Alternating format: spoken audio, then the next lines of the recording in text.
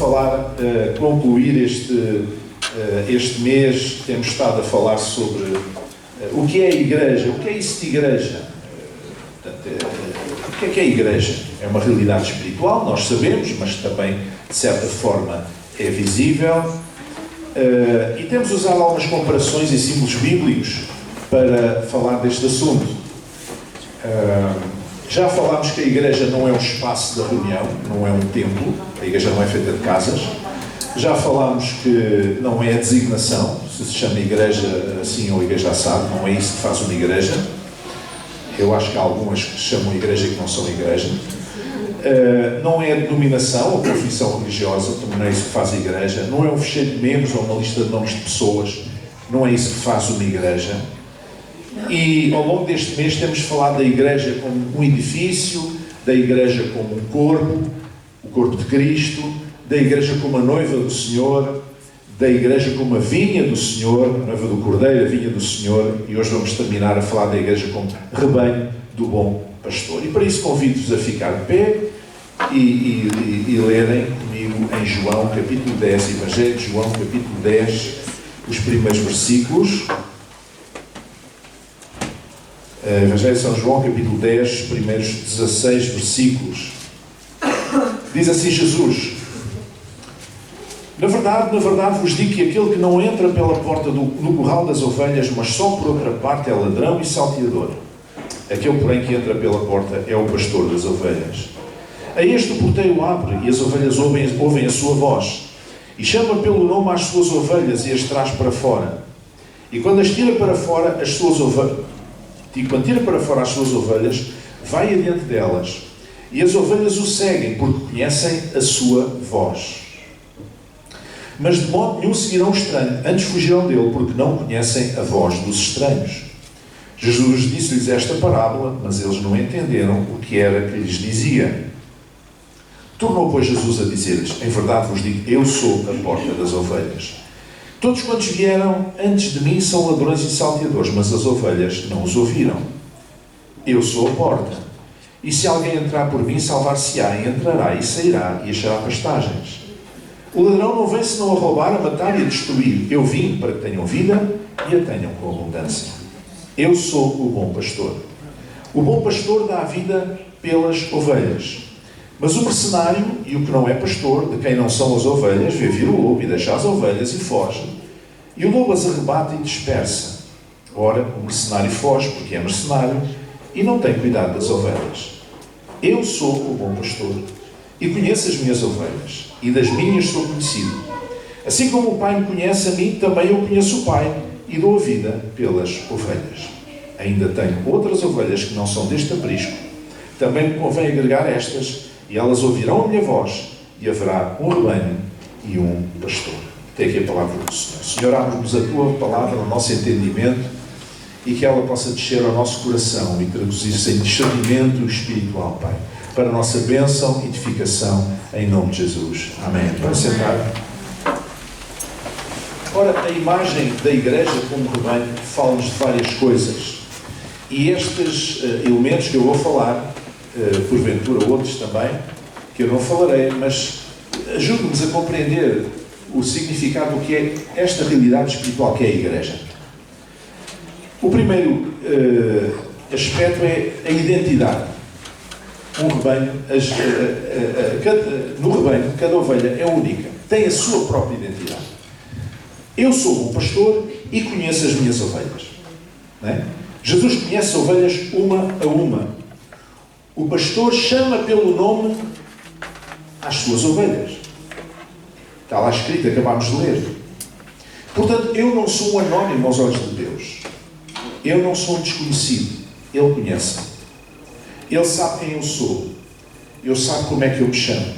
Ele sabe de que massa eu sou feito. Ele sabe o que eu faço. Ele sabe o que eu penso. Ele sabe o que eu digo. E apesar de tudo, Ele ama. É fantástico, não é? Muitas pessoas, se soubessem aquilo que nós pensamos, ou que dizemos, noutros contextos em que elas não ouvem, se calhar não nos queriam ver à frente. Mas apesar de tudo, Deus conhece-nos por fora e por dentro. E Ele ama-nos. E portanto, eu tenho uma identidade. Eu não sou confundível com qualquer outra pessoa. Cada um de vocês tem a sua própria identidade. Pode vestir da mesma maneira que outras pessoas. Pode ter a mesma idade de outras pessoas. Pode ter um ADN muito parecido com outras pessoas, naturalmente a sua família. Pode até ser gêmeo. Pode até serem gêmeos. Mas Deus sabe discernir os gêmeos. Porque Ele conhece a cada um. E Ele não conhece apenas por fora. Não conhece a aparência. Ele conhece na essência. Ele conhece quem nós somos por dentro.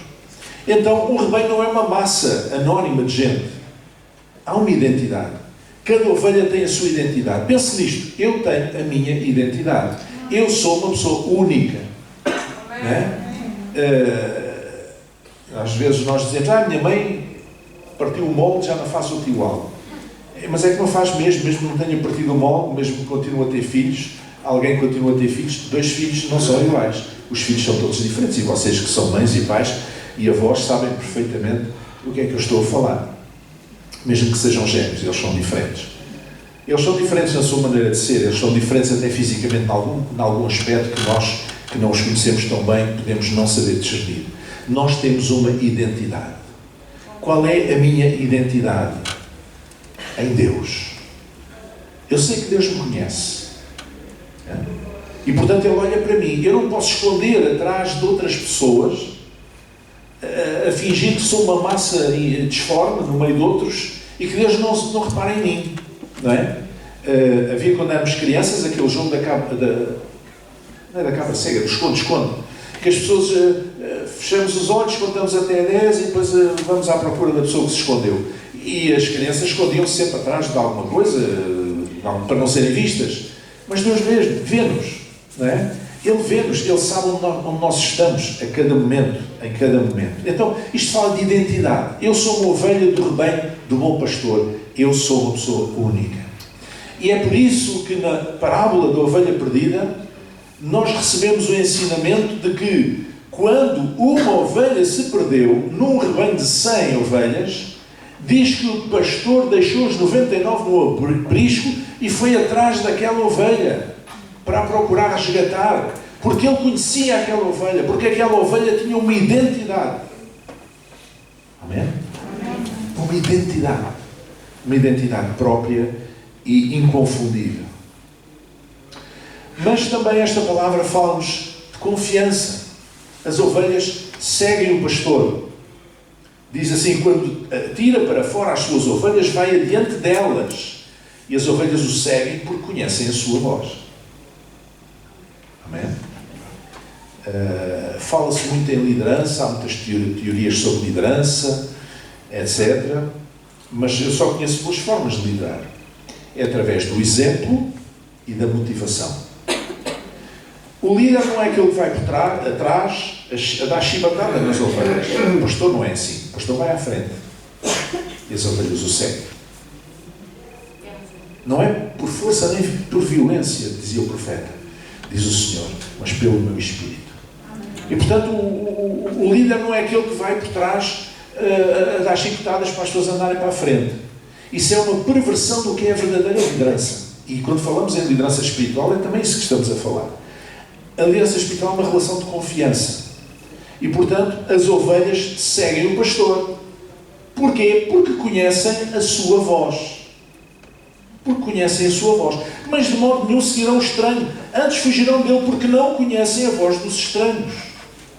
E a pergunta é, que vozes é que nós andamos a ouvir? Que vozes é que nós andamos a ouvir? Às vezes nós dizemos aos nossos filhos pequenos, tu tens que ouvir o que diz a mãe e o pai. Mas o meu amigo não sei o quê, mas o pai do meu amigo, mas o irmão do meu... Não interessa, tu tens que ouvir é o que diz o pai e a mãe, mais nada. Não é assim? Porque nós queremos protegê-los. Nós sentimos responsáveis por eles. E de facto, às vezes as crianças têm dificuldade em fazer isto. Mas a verdade é que mais tarde, quando forem mais velhos, eles vão reconhecer: o meu velho é que tinha razão, minha velhota é que tinha razão. Não é? Que voz é que nós andamos a ouvir?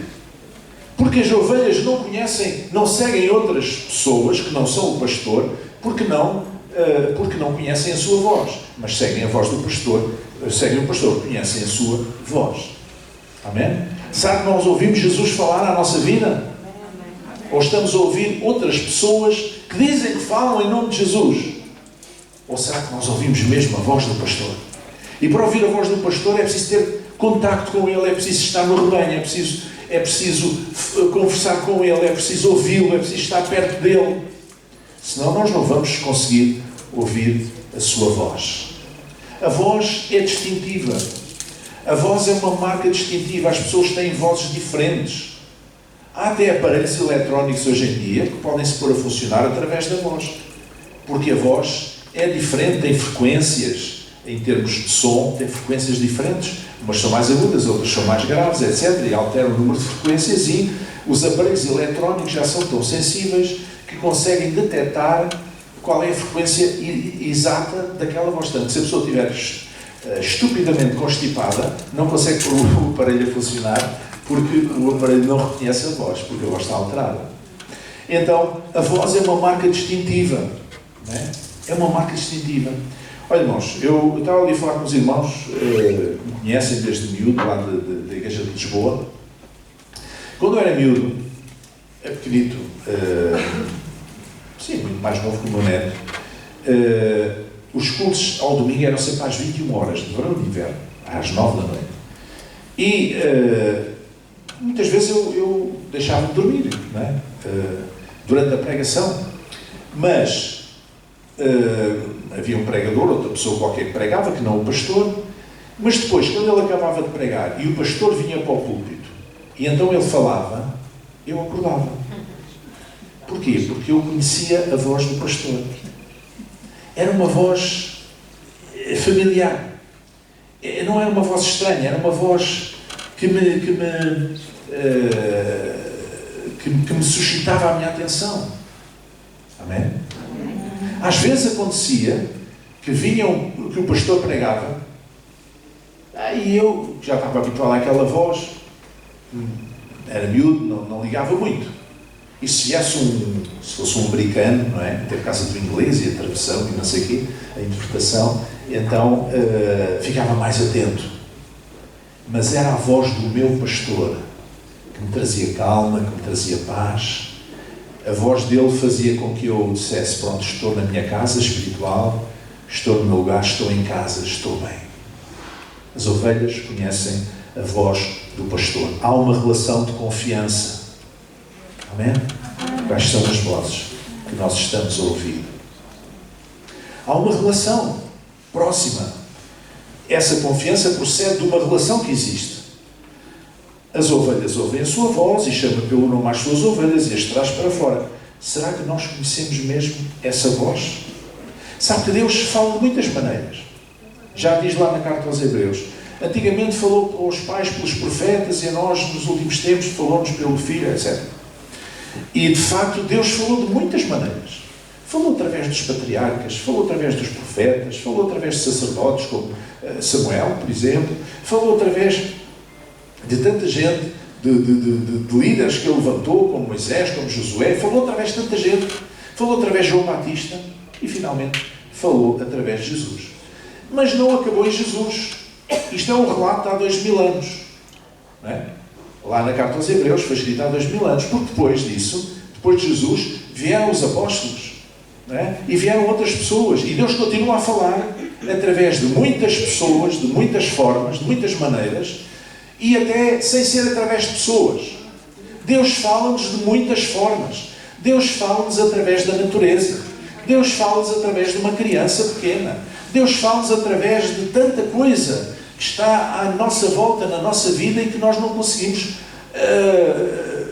e que nós muitas vezes não prestamos atenção. Mas às vezes Deus está a falar através daquela pessoa. Deus pode falar connosco através de um pobre que está de um sem-abrigo. Amém? Deus pode falar através de qualquer forma. Amém? Mas como é que nós podemos ouvir que Deus fala connosco? Como é que nós podemos ouvir a voz do pastor, transfigurada muitas vezes, de muitas formas, se nós não fizemos parte do rebanho. Amém? E fazer parte do rebanho é estar no rebanho. É estar, é seguir o pastor. É andar atrás dele, é caminhar atrás dele. Porque a ovelha sabe, no fundo, que aquela figura do pastor dá-lhe segurança. Estamos a falar do pastor, o bom pastor Jesus. Dá-lhe segurança. E se for atrás dele, ele vai conduzi-lo aos melhores pastos, às águas mais apropriadas para beber e às sombras mais apropriadas para poder descansar. Ele sabe que se seguir, ela sabe que se seguir o pastor, a ovelha sabe que se seguir o pastor, quando ela estiver perturbada com os parasitas à volta das partes moles da sua cabeça, como por exemplo do nariz, ou da boca, ou dos olhos, ele vai ungir a sua cabeça com óleo. Amém? E portanto vai aliviá-la dos parasitas.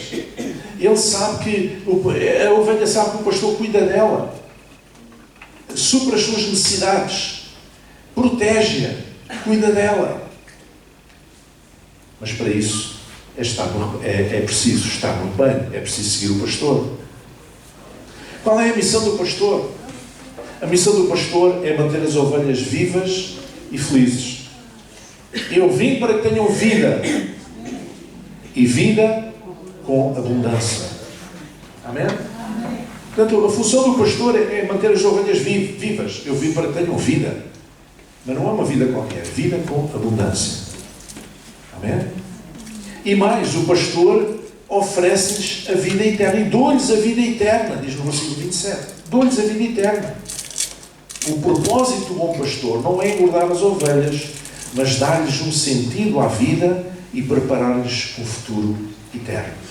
Esta é a missão do pastor. Mas muitas vezes nós queremos os benefícios do rebanho, mas não queremos pagar o preço de estar no rebanho. E pagar o preço de estar no rebanho é que nós precisamos de seguir Jesus. Precisamos de ir atrás dele. Porque se uma ovelha disser, agora não me apetece ir atrás do pastor, há ali uma ervinha tão maravilhosa ali naquele canto, e ele vai para aquela direção, eu vou para ali. Você sabe o que é que acontece? A ovelha, saindo fora do rebanho, fica exposta, fica vulnerável aos animais ferozes, aos lobos, pode-se perder, pode cair num penhasco, que é o que parece que aconteceu com aquela ovelha perdida da história que Jesus contou, da parábola. Pode acontecer muita coisa. Esse é o preço que se tem de pagar. É estar no rebanho. É estar no rebanho. É seguir o pastor. E então ele cuidará de nós. Ele tem o papel de proteger, de proteção e segurança. O pastor guarda o rebanho e protege-o. Ele diz, nunca hão de perecer. As ovelhas nunca hão de perecer, e ninguém as arrebatará da minha mão. Amém? Meu Pai que mas deu é maior do que todos, e ninguém pode arrebatá-las da mão do meu Pai. Eu e o Pai somos um. A desculpa do diabo está fora de prazo. Foi o diabo, fez assim, fez-me a cabeça, e o diabo isto, e o diabo aquilo. O diabo, conversa. É a pessoa que faz más opções. Conscientemente. Pode ter sido influenciada, é claro. Se calhar pôs-se a jeito, pois. Mas é uma decisão pessoal. Ninguém obriga a ovelha a sair fora do rebanho. Ela sai porque quer. Foi seduzida, é distraída, muitas vezes é distraída, perde a noção do coletivo, perde a noção do rebanho, perde a noção de que, embora tenha a sua própria identidade, não pode subsistir por si mesmo longe do rebanho. Amém? E, portanto, afasta-se. E aí fica à mercê da insegurança e à mercê do que pode acontecer. E há uma coisa tão interessante que Jesus apresenta-se também neste texto como a porta das ovelhas. Eu sou a porta das ovelhas. Ora bem, isto fez-me uma confusão durante um certo tempo, mas há muito tempo que eu compreendi um pouco melhor isto. Os apriscos no Médio Oriente não tinham porta. Portanto, era feito uma espécie de um monturo, não é? Circular, Depois, no topo desse monturo, desse muro ou de pedra ou de terra, ou o que fosse, eram postos cardos e espinhos à volta, para que os animais selvagens de noite não pudessem passar por cima. Mas depois, aquele círculo não se chegava a fechar, deixava assim uma pequena passagem, que era a porta das ovelhas, mas não tinha porta nenhuma, não tinha um portão. Então o que é que fazia? O que é que o pastor fazia? De noite, o pastor deitava-se naquela parte da porta. E é por isso que Jesus diz: eu sou a porta das ovelhas. Porque é que ele se deitava na parte da porta? Porque nenhum animal ia passar por cima dele, porque tinha medo.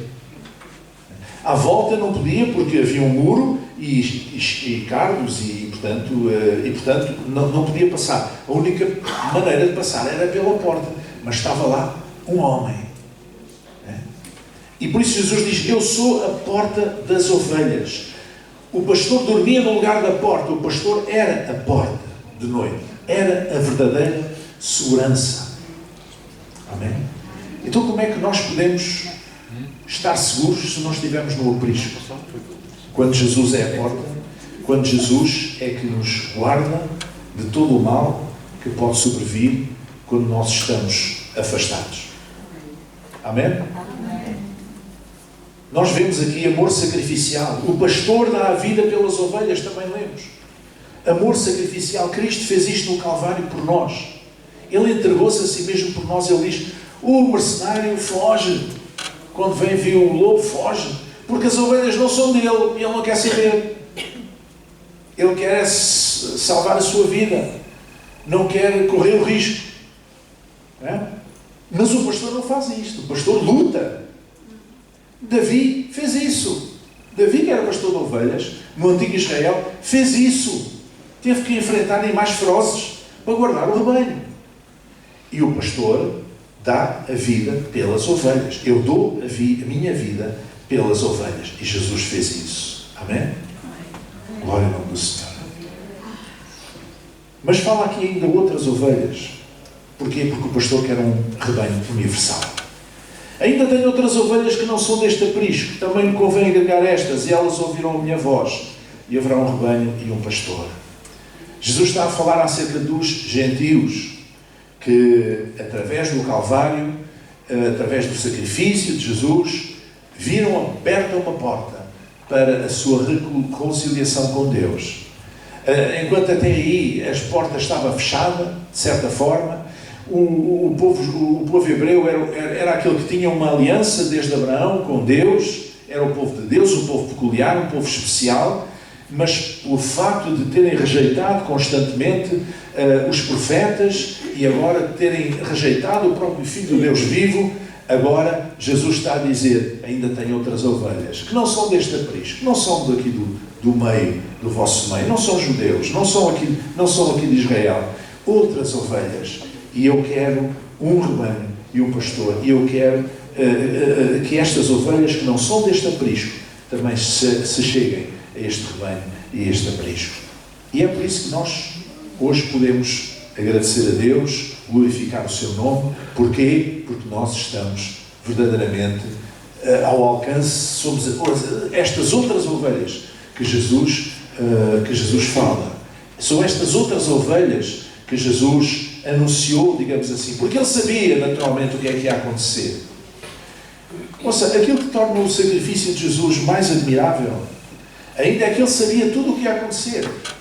Ele sabia que ia ser morto, ele sabia que ia ser maltratado, ele sabia que ia ser difamado, mas é o preço a pagar para se pôr no nosso lugar, no lugar do ser humano, senão Deus nunca saberia na pele o que era um ser humano, o que era a vivência de um ser humano, as dificuldades, as lutas físicas, psicológicas, emocionais, espirituais do ser humano, sociais, de todo o tipo. Então ele nasceu de uma mulher, fez-se homem, andou entre nós, o Deus feito carne, o Deus encarnado, o Deus feito carne, andou entre nós e foi à cruz do Calvário para se entregar por nós. Ora bem, o que é que isso fez? Fez com que o sacrifício de Cristo ganhe uma dimensão muito mais poderosa ainda do que nós podemos imaginar. Porque, afinal de contas, ele sabia o que ia passar. Ele sabia que ia ser alvo de injustiça no tribunal do Sinédrio, no tribunal religioso em Jerusalém. Ele sabia tudo isso. Ele sabia que ia ser, que o povo ia odiá-lo tanto que preferia que Pilatos soltasse um assassino e um marginal chamado Barrabás, do que ele, que é um homem que apenas andou a fazer o bem. Ele sabia tudo isso. Ele sabia que seria vendido por 30 miseráveis moedas de prata. Ele sabia tudo isso e ainda assim ele dispôs-se a fazer. Quando nós somos injustiçados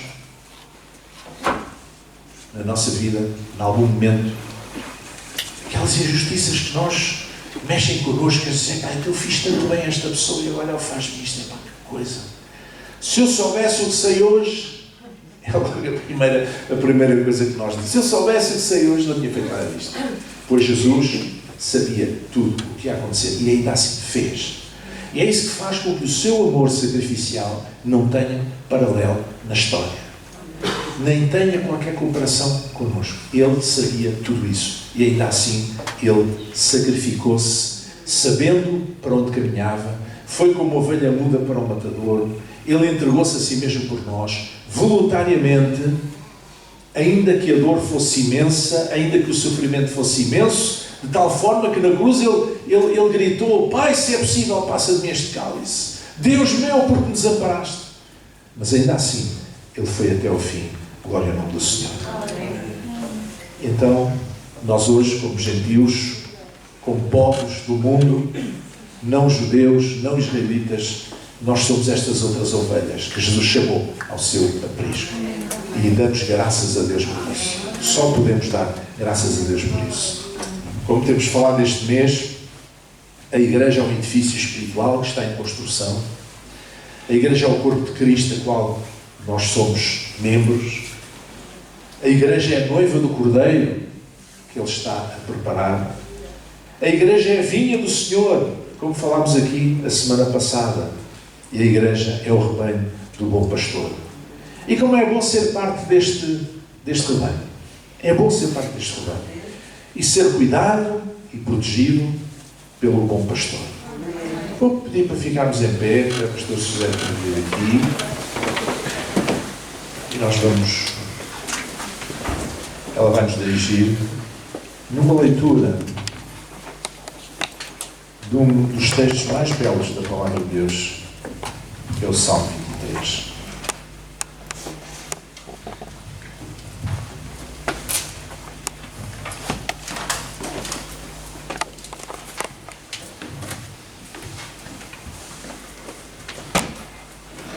Obrigado, Senhor, pela tua palavra. Que possa deixar o nosso coração e fazer dela o nosso alimento cada manhã.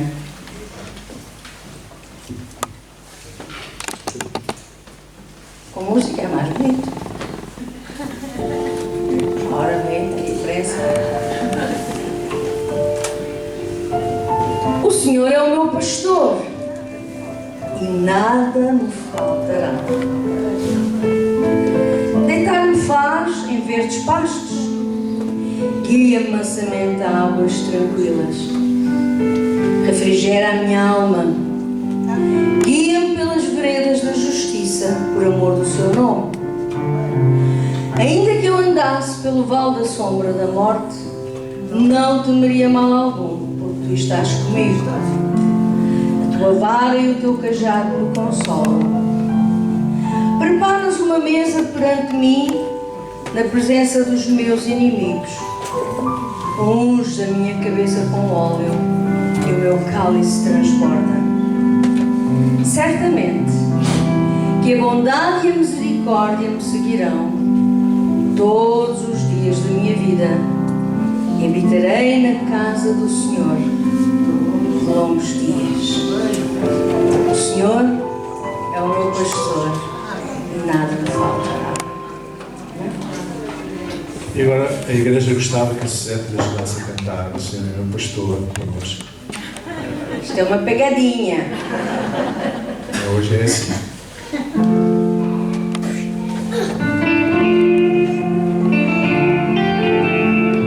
O Senhor é o meu pastor.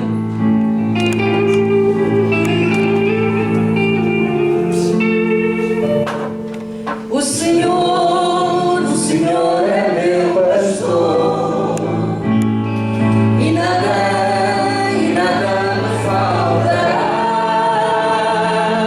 O Senhor é meu pastor. E nada me faltará. Deitar-me faz em verdes pastos, e as águas tranquilas me guiará. Deitar-me faz em verdes pastos, e as águas tranquilas me guiará. O Senhor é meu pastor. O Senhor é meu pastor, e nada me faltará. O Senhor é meu pastor, e nada me faltará. Deitar-me faz em verdes pastos, e as águas tranquilas me guiará. Deitar-me faz em verdes pastos, e as águas tranquilas me guiará. E quando vier a sombra da morte, não temerei, pois tu estás comigo. A tua vara e o teu cajado me guardam, me consolam e aconchegam. A tua vara e o teu cajado me guardam, me consolam e aconchegam. E a tua bondade e misericórdia me guardam na tua casa para sempre. E a tua bondade e misericórdia me guardam na tua casa para sempre. Muito bom, é? O meu pastor,